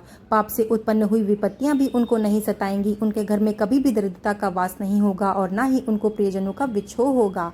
उनको किसी प्रकार का भय नहीं होगा। इसलिए प्रत्येक मनुष्य को भक्ति पूर्वक मेरे इस कल्याणकारक महात्म्य को सदैव पढ़ना या फिर सुनना चाहिए। मेरा ये महात्म्य महामारी से उत्पन्न हुए संपूर्ण उपद्रवों को एवं तीनों प्रकार के उत्पातों को शांत कर देता है। जिस घर व मंदिर में या जिस स्थान पर मेरा ये स्तोत्र विधि पूर्वक पढ़ा जाता है, उस स्थान का मैं कभी भी त्याग नहीं करती और वहां सदा ही मेरा निवास होता है। बलिदान, पूजा, होम तथा महोत्सवों में मेरा ये चरित्र उच्चारण करना तथा सुनना चाहिए। ऐसा हवन या पूजन मनुष्य जानकर या बिना जाने करे तो मैं उसे तुरंत ही ग्रहण कर लेती हूँ और शरद काल में प्रत्येक वर्ष जो महापूजा की जाती है, उसमें मनुष्य भक्ति पूर्वक मेरा ये महात्म्य सुनकर सभी विपत्तियों से छूट जाता है और धन, धान्य तथा पुत्र आदि से संपन्न हो जाता है। मेरे इस महात्म्य व कथाओं आदि को सुनकर मनुष्य निर्भय हो जाता है और महात्म्य के श्रवण करने मात्र से शत्रु नष्ट हो जाते हैं तथा कल्याण की प्राप्ति होती है और उसका कुल आनंदित हो जाता है। सारे कष्ट शांत हो जाते हैं तथा भयंकर से भयंकर स्वप्न दिखाई देना बंद हो जाते हैं। घरेलू दुख इत्यादि सब कुछ मिट जाता है। बाल ग्रहों से ग्रसित बालकों के लिए मेरा ये महात्म्य परम शांति देने वाला है। मनुष्यों में फूट पड़ने पर ये भली भांति मित्रता करवाने वाला है। मेरा ये महात्म्य मनुष्यों को मेरे जैसी सामर्थ्य प्रदान करने वाला है। पुष्प, अर्घ्य, धूप, गंध इत्यादि सामग्रियों द्वारा पूजन करने से, ब्राह्मणों को भोजन करा के, हवन करके, प्रतिदिन अभिषेक करके, नाना प्रकार के भोगों को अर्पण करके और प्रत्येक वर्ष दान इत्यादि करके जो मेरी आराधना की जाती है, उससे मैं जैसी प्रसन्न हो जाती हूँ, वैसी प्रसन्न मैं इस चरित्र के सुनने मात्र से हो जाती हूँ। ये महात्म्य पापों को हर लेता है तथा आरोग्य प्रदान करता है। मेरे प्रादुर्भाव का कीर्तन दुष्ट प्राणियों से रक्षा करने वाला है, युद्ध में दुष्ट दैत्यों का संहार करने वाला है। इसके सुनने से मनुष्य को शत्रुओं का भय नहीं रहता। हे देवताओं, तुमने जो मेरी स्तुति की है अथवा ब्रह्मा जी ने जो मेरी स्तुति की है, वो मनुष्यों को कल्याणमयी बुद्धि प्रदान करने वाली है। वन में, सूखे मार्ग में अथवा दावन नल में गिरे जाने पर, वन में चारों तरफ से घिरा हुआ, शत्रुओं द्वारा पकड़ा हुआ, जंगल में सिंहों से, व्याघ्रों से या जंगली हाथियों द्वारा पीछा किया हुआ, राजा के क्रुद्ध हो जाने पर मारे जाने के भय से, समुद्र में नाव के डगमगाने पर, भयंकर युद्ध में फंसा हुआ या किसी भी प्रकार की पीड़ा से पीड़ित मनुष्य, घोर बाधाओं में दुखी हुआ मनुष्य मेरे इस चरित्र को स्मरण करने पर ही तुरंत संकट से मुक्त हो जाता है। मेरे प्रभाव से सिंह, चोर या शत्रु इत्यादि दूर भाग जाते हैं और पास नहीं आते। महर्षि ने कहा कि प्रचंड पराक्रम वाली भगवती चंडिका यो कहने के पश्चात सब देवताओं के देखते ही देखते अंतर्ध्यान हो गई और संपूर्ण देवता अपने शत्रुओं के मारे जाने पर पहले की तरह यज्ञ भाग का उपभोग करने लगे और उनको अपने अधिकार फिर से प्राप्त हो गए तथा युद्ध में देवताओं के शत्रुओं शुंभ व निशुंभ के देवी के हाथों मारे जाने पर बाकी के बचे हुए राक्षस पाताल लोक को चले गए। हे राजन, इस प्रकार भगवती अंबिका नित्य होती हुई भी बार बार प्रकट होकर इस जगत का पालन करती हैं और इसको मोहित करती हैं, जन्म देती हैं और प्रार्थना करने पर समृद्धि प्रदान करती हैं। हे राजन, भगवती ही महाप्रलय के समय महामारी का रूप धारण करती हैं और वही संपूर्ण ब्रह्मांड में व्याप्त हैं और वही भगवती समय समय पर महाकाली तथा मारी का रूप बनाती हैं और स्वयं अजन्मा होती हुई भी षष्ठी के रूप में प्रकट होती हैं। वो सनातनी देवी समस्त प्राणियों का पालन करती हैं और वही मनुष्य के अभ्युदय के समय घर में लक्ष्मी का रूप बनकर स्थित हो जाती हैं तथा अभाव के समय दरिद्रता बनकर विनाश का कारण बन जाती हैं।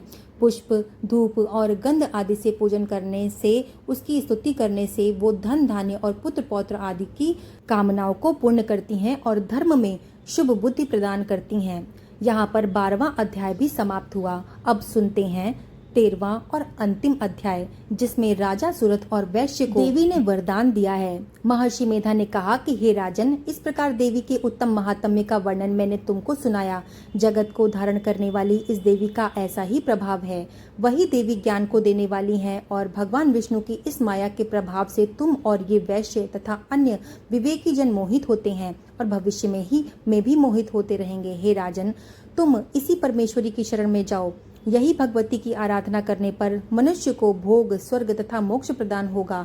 मार्कंडेय जी ने कहा कि महर्षि मेधा की ये बात सुनकर राजा सुरथ ने उन उग्र व्रत वाले ऋषि को प्रणाम किया और राज्य के छिन जाने के कारण उसके मन में अत्यंत ग्लानि हुई और वो राजा तथा वैश्य तपस्या के लिए वन को चले गए और नदी के तट पर आसन लगाकर भगवती के दर्शनों के लिए तपस्या करने लगे। दोनों ने नदी के तट पर देवी की मूर्ति बनाई और पुष्प, धूप, दीप तथा हवन द्वारा उसका पूजन करने लगे। पहले उन्होंने आहार को कम कर दिया, फिर बिल्कुल निराहार रहकर भगवती में मन लगाकर एकाग्रता पूर्वक उसकी आराधना करने लगे। वो दोनों अपने शरीर के रक्त से देवी को बलि देते हुए 3 वर्षों तक लगातार भगवती की आराधना करने लगे। 3 वर्ष के पश्चात जगत का पालन करने वाली चंडिका देवी ने उनको प्रत्यक्ष दर्शन देकर कहा कि हे राजन तथा अपने कुल को प्रसन्न करने वाले वैश्य, तुम जिस प्रकार की वर की इच्छा रखते हो वो तुम मुझसे मांगो, मैं तुमको वो वरदान दूंगी क्योंकि मैं तुम पर अत्यंत प्रसन्न हूँ।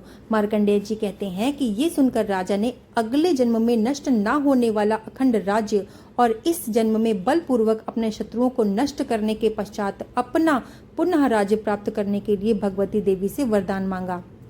और वैश्य ने भी, जिसका चित्त संसार की ओर से विरक्त हो चुका था, भगवती से अपनी ममता तथा अहंकार रूप आसक्ति को नष्ट कर देने वाले ज्ञान को देने के लिए कहा। देवी ने कहा कि हे राजन, तुम शीघ्र ही अपने शत्रुओं को मारकर पुनः अपना राज्य प्राप्त कर लोगे। तुम्हारा राज्य स्थिर रहने वाला होगा। फिर मृत्यु के पश्चात आप सूर्यदेव के अंश से जन्म लेकर सावर्णिक मनु के नाम से इस पृथ्वी पर ख्याति को प्राप्त करोगे। हे वैश्य, कुल में श्रेष्ठ, आपने जो मुझसे वर मांगा है मैं आपको देती हूँ। आपको मोक्ष को देने वाला ज्ञान की प्राप्ति होगी। मार्कंडेय जी कहते हैं कि इस प्रकार उन दोनों को मनवांछित वर प्रदान कर देवी वहां से अंतर्ध्यान हो गईं और इस प्रकार क्षत्रियों में श्रेष्ठ वो राजा सुरथ भगवान सूर्यदेव से जन्म लेकर इस पृथ्वी पर सावर्णिक मनु के नाम से विख्यात हुए। यहाँ पर दुर्गा सप्तशती के समस्त अध्याय समाप्त हुए। बोलो भगवती दुर्गा की जय। इस अध्याय को सुनने के बाद कमेंट में जय माता दी लिखना ना भूलिएगा और साथ ही इसको लाइक और शेयर ज़रूर कर दीजिएगा और चैनल को सब्सक्राइब करके बेल आइकन प्रेस कर दीजिएगा ताकि जब भी हम कोई कथा डालें तो उसका नोटिफिकेशन आप तक ज़रूर पहुँचे। तो मिलते हैं ऐसे ही दूसरे वीडियो के साथ, तब तक के लिए जय माता दी।